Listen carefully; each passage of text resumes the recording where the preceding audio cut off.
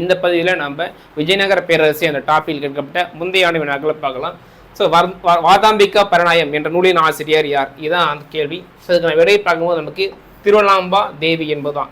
இவங்க 17ஆம் நூற்றாண்டு காலகட்டத்தில் விஜயநகர பேரரசாவில் இருந்த ஒரு சிறந்த ஒரு பெண் கவிஞர் தான் நம்ம சொல்லலாம்.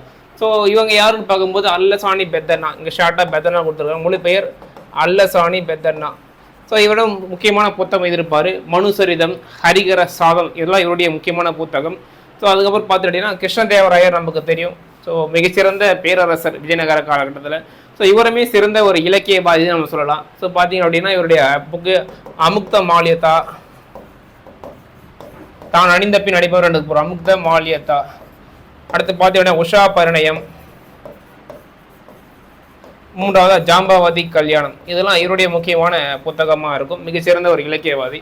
ஸோ அடுத்து பார்த்தீங்கன்னா கங்காதேவி. ஸோ கங்காதேவி ஒரு பெண் ஆசிரியர் தான். குறிப்பாக பார்த்தீங்கன்னா குமாரா கம்பனோட மனைவியார் இவங்க ஏறிய முக்கியமான புத்தகம் மதுரா விஷயம், அதாவது மதுரையின் மீதான வெற்றி என்று அதுக்கு பொருள்.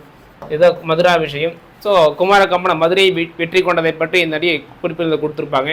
ஸோ இந்த பதிவுக்கான கேள்வி என்னன்னு பார்க்கும்போது அல்லசாணி பெத்தர்னா மற்றும் கிருஷ்ணதேவரோட 2 அடைமொழிகள் இருக்கும். அதை நீங்கள் கமெண்ட்டில் மென்ஷன் பண்ணுங்கள். நன்றி, வணக்கம்.